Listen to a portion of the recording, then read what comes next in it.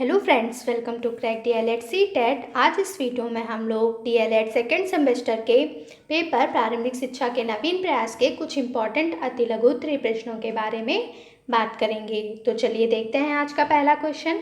आज का पहला क्वेश्चन है, कलकत्ता मदरसा किस सन में खुला? तो कलकत्ता मदरसा की स्थापना किस सन में की गई? तो इसका उत्तर देख लेते हैं। सन 1781 में प्रथम गवर्नर जनरल वॉरेन हेस्टिंग्स द्वारा कलकत्ता मदरसा खोला गया।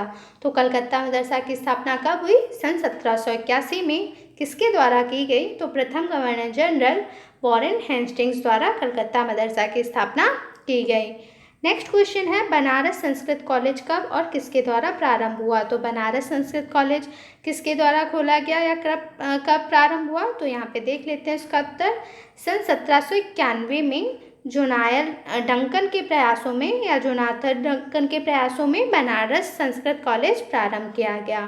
तो 1791 में जोनाथन डंकन के द्वारा बनारस संस्कृत कॉलेज प्रारंभ किया गया। नेक्स्ट क्वेश्चन है, कलकत्ता मदरसा की स्थापना का उद्देश्य क्या था? कलकत्ता मदरसा जो कि वॉरेन हेस्टिंग्स द्वारा खोला गया था 1781 में, तो इसके खोलने का उद्देश्य क्या था? तो यहाँ पे उसका उत्तर देख लेते हैं। कलकत्ता मदरसे की स्थापना का मुख्य उद्देश्य इस्लाम धर्म तथा मुस्लिम कानूनों की शिक्षा देकर अंग्रेज न्यायाधीशों के लिए मुस्लिम सलाहकार तैयार करना था। तो प्रायः कलकत्ता मदरसा इसलिए खोला गया था कि इस्लाम धर्म तथा मुस्लिम कानूनों की शिक्षा देकर अंग्रेज न्यायाधीशों के लिए मुस्लिम सलाहकार तैयार करना। नेक्स्ट क्वेश्चन है, बनारस संस्कृत विद्यालय की स्थापना का उद्देश्य क्या था? तो यहाँ पे इसका भी उत्तर देख लेते हैं। बनारस संस्कृत विद्यालय की स्थापना का उद्देश्य मनुस्मृति पर आधारित हिंदू कानूनों की शिक्षा देकर अंग्रेज न्यायाधीशों के लिए हिंदू सलाहकार तैयार करना।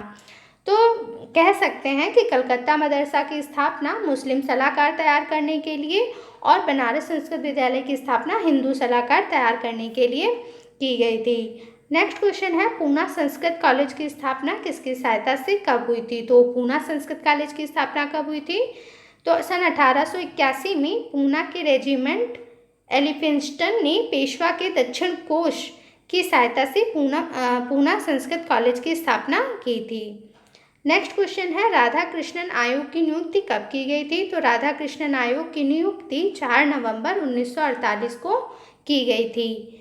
नेक्स्ट क्वेश्चन है, माध्यमिक शिक्षा आयोग के अध्यक्ष कौन थे और इनकी नियुक्ति कब हुई थी? तो माध्यमिक शिक्षा आयोग के अध्यक्ष डॉक्टर लक्ष्मण स्वामी मुदालियर थे।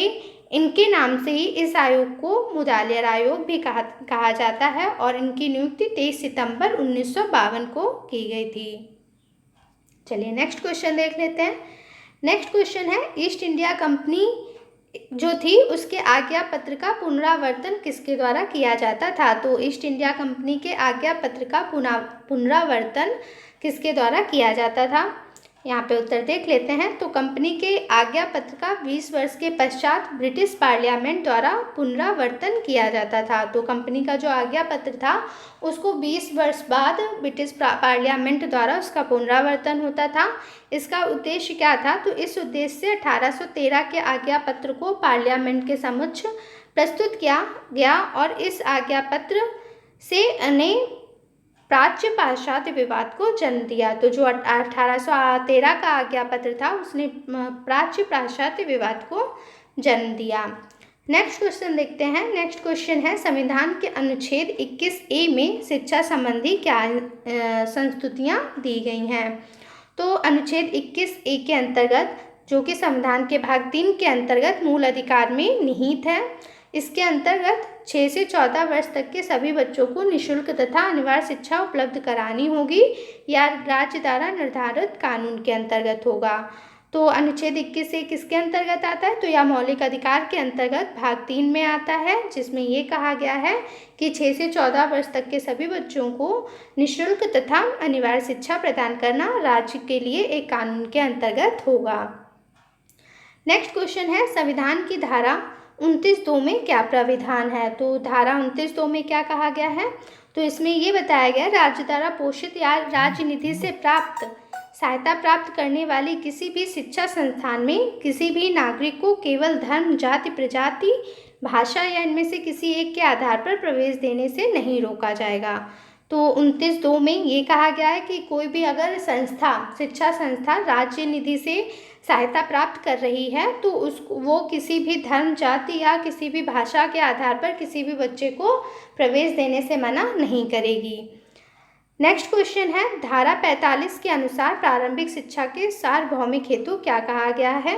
तो धारा 45 में क्या कहा गया है? राज्य के संविधान के लागू होने के समय से 10 वर्ष के अंतर्गत सभी बच्चों के लिए जब तक वे 14 वर्ष तक नहीं हो जाते निःशुल्क तथा अनिवार्य शिक्षा प्रदान करने का प्रयास करेगा। तो इसमें ये था धारा 45 में कि जब से संविधान लागू हुआ था तब से 10 वर्ष के अंदर राज्य का ये कर्तव्य होगा कि वो 14 वर्ष के जितने भी बालक हैं उनको निःशुल्क तथा अनिवार्य शिक्षा प्रदान करवाए। आज के वीडियो में इतने ही क्वेश्चन। होपफुली वीडियो अच्छा लगा हो तो वीडियो को लाइक कीजिएगा, शेयर कीजिएगा, चैनल को सब्सक्राइब कीजिएगा। मिलते हैं नेक्स्ट वीडियो में। Thanks for watching.